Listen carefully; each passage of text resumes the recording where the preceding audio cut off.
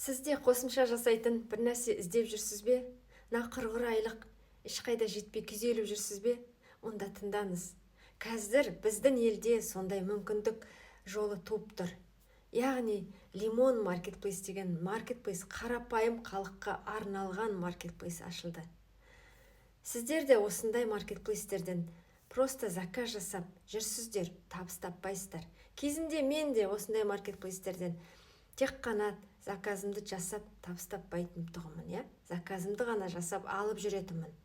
Ал Лимон маркетплейсте қарапайым халықтарға сіз зат сатпасаңыз да, адам шақырмасаңыз да, сізге осы жерден үлкен мүмкіндіктер туып тұр, табыс тауып алуға мүмкіншілік туып тұр. Бұл маркетплейс қарапайым халықтарға арналған. Сіз бұл жерде сетевик болып туылудың қажеті жоқ. Сіздердің тәжірибелеріңіздің қажеті жоқ. Яғни, мен сізге тегін үйретемін, жетелеймін, жазыңыз.